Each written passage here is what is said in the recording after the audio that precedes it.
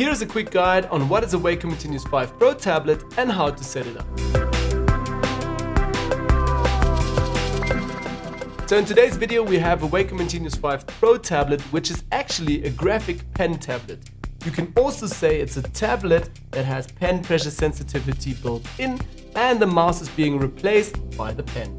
Also mostly used by photographers, graphic designers and retouchers, and it's compatible with Photoshop and Lightroom. Okay, so simply install the drivers, connect the cable or wirelessly, and let's head over to the desktop to the system preferences.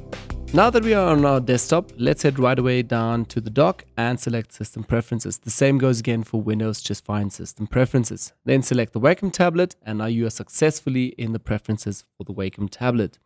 Now, let's start right away at the top. First of all, the device, again, fully charged and currently connected with a cable, but also has a wireless option again. Then let's head over to the Tools section again. Here you have the functions, meaning the express keys, the touch, and the grip pen. More about that later. Let's start just first of all with the functions.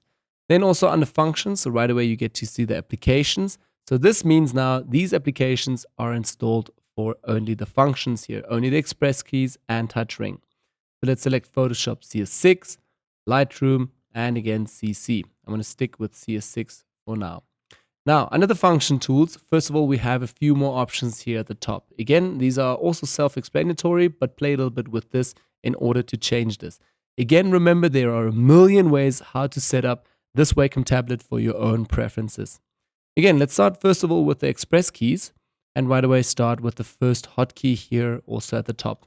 Again, you have a few options here to choose from. First of all, clicks, keystroke. You can also pan and scroll up or down, zoom in. You can launch an application. You can also launch the launch pad.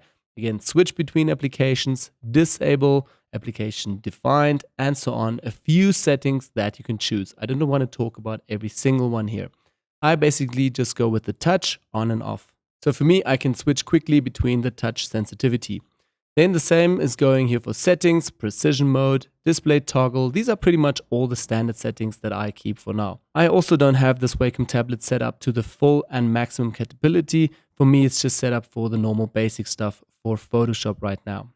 Let's actually move over to the touch ring, which is more important and interesting for us. So basically on the touch ring, you have 4 different toggle switches here, and in the middle again, the round bar in order to rotate again around. So first of all, I have set up the left toggle switch here is under a keystroke. So let's select keystroke. For me, very important again to have this as my Photoshop brush. So when I'm working with the brush tool in Photoshop, I can quickly change with my wheel here up and down in order to change the sizes of my brush. So for this, I've just added the normal keystrokes, which are again obviously on the keyboard, opening and closing bracket. So again, put both of these in, rename this to Photoshop brush so I know what's happening. Hit OK and this is set up. Then for the second one over here, which we also tap toggle around, it's cycling the layers. So again, set over here, keystroke, just to cycle again. This is currently but set up to the zoom. So the bottom one is set up for scroll. Again, this is just normal zoom with the Z key. So zooming in and out on my layer. Again, hit cancel. That is set up for me. The third one over here is rotate. So I can rotate the complete canvas. Again, this is just set up as a normal standard preference from Wacom tablet. Then the fourth and last one is also set up for me for scroll. So I can really quickly scroll through a ton of layers if I have a lot of layers in my Photoshop file. So again, this is also a basic setting from the Wacom tablet. Great. So these are basically all that I use again just for the toggle and for the touch ring. So again, if I select here the toggle on the screen, you can see it right away jumps between them. So just click on the toggle button in the middle and then use the wheel in order to change the sizes, zoom, rotate, or scroll. Then also, I don't want to cover everything here, but you have display toggle. So you can also choose between the displays here, monitor 1 and 2. You have the wireless options here to switch off power saving mode.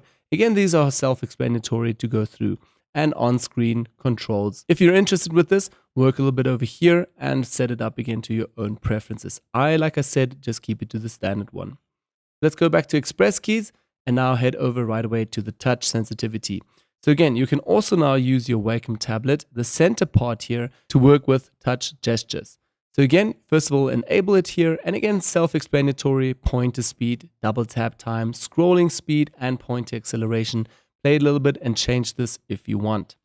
Then over here, standard gestures. Again, a few standard ones, pretty much the same again as Apple devices. You can also have here tap, right click with 2 fingers. Again, scroll, zoom, rotate. This is very self-explanatory. Just walk through them, hover over it, and see what the different gestures do. Or again, if you want to, also your custom ones over here, which you can also set up then again just for your own finger preferences. But for me, I keep it basically to the standard one and only now and then work with this. So I'll switch this off again and first of all move over now to the grip pen, which is very important for us. So now with the pen right away, the tip feel here, again, obviously your Wacom tablet has a pressure pen sensitivity built into the tablet. So this means when I'm with the pen now pressing down onto the tablet, it will also measure how hard I press onto the tablet. So again, if I press really hard, you guys can see it here, it goes right away to the maximum, but then I need to press really hard. So I kind of try to find the middle place for this, so it's not too hard. So for me, this is like what I would press with. And at the top here, it's set to the second last for me under firm. You can also customize this again for you. Then tip to double click. So basically click, you double tap really quickly onto the keyboard. This means again, double click here. I would not keep this large because then it has a large distance between the clicks and it's very frustrating. So I'll just keep it to off to the basic settings. Again, also the tilt sensitivity. This means again, changing your pen, basically tilting the pen. So sometimes I do it, sometimes not. So I keep this also in the middle. Then also on the pen, again, we have 2 buttons. Obviously, you can also adjust these again accordingly. So you can also tap on here and just choose a new preference here. Mine is set up to right click because I love to go with the index finger and really quickly just click on the back here. So it's right away the right click over here. And then also on the front, the double click. So if I'm too lazy to double click like so, or maybe use this outside of Photoshop or Lightroom, I can easily just hit the front button and it's a double click right there. Then also let's head over to the eraser stage. Again, if you turn your pen around, right away at the back, you'll also have again a kind of like a button. This is basically now currently set up just to the eraser. So if you want to, here are also a few options. I kept it to the standard one, which is again eraser. So you can quickly turn the pen around in Photoshop and just erase again. Right on the left hand side, you will also see again here how strong. It's also again with the pen pressure sensitivity on the tablet. I also keep this in the middle, again, nice and firm, so I can just erase easily. And if I press harder, it goes obviously to the maximum. Now, for the last and important part here is the mapping. So first of all, orientation again, express keys left, right, or whatever. If you're a left-hand person, then keep it to the left. If you're a right-hand person, maybe to the right, whatever is easier for you. I normally keep the pen in my right hand, and in the left, my hand is free for the express keys and the keyboard shortcuts. So I like to keep it all set to the left. And then also some people use it with pen. So basically now the pen is right away, your screen and your Photoshop screen is right away set to your Wacom tablet. So you have these 4 little anchors here on the tablet, which means this is your complete screen. So if I move around now with the pen tool and go into the left corner, have a look right away on the screen, my mouse is in the left side. So again, it's exactly my screen on the tablet. If I move all the way down to the left corner, right away, again, our mouse is in the left side. Let's do that one more time here to the right. Again, and in the top part, all the time it is right there on the screen. If I move now to the left corner at the bottom, right away, it is in the left corner. If I move back to the right, it's in the top. So you can either work like that if it's easier for you, or if you want to, you can also work with the mouse mode that I use, because now I can freely walk around and Photoshop freely in Photoshop, because I mostly hold my hand on the tablet and keep it there all the time and just use small areas on the tablet to work and erase and obviously work with the pen tool. And if I use the eraser sometimes or even do small things with the pen tool, I go into the precision mode here with my toggle screen express keys again in order to make a very narrow field, and then I can just easily work in there. Let's go back to the grip pen and also show you here a few more options to obviously change everything. I keep everything to fast and high, so I can work really quickly here and don't need to do very big strokes on the tablet. Yeah, so that's basically it. Again, under pen tool also, You have different monitors. If you set this up for full, 1 monitor or 2, that is totally up to you again. I like to keep this to mouse and to the full screen.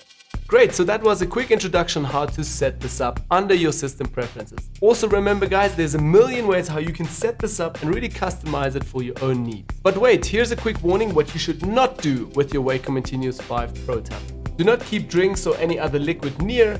If the liquid runs into the tablet, it's ruined. Do not use the pen all the time, meaning out of Photoshop or Lightroom. They tend to get very worn out, and after time the nibs start to get used up really quickly.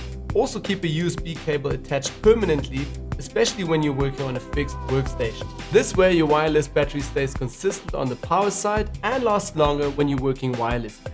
So guys, that's basically it for this lesson, the quick introduction onto what is a Wacom Intuos 5 Pro tablet. Head over to our bonus section, and in the list we've added the link if you want to read up and know more about this for the details. And also, if you want to know directly, go to wacom.com.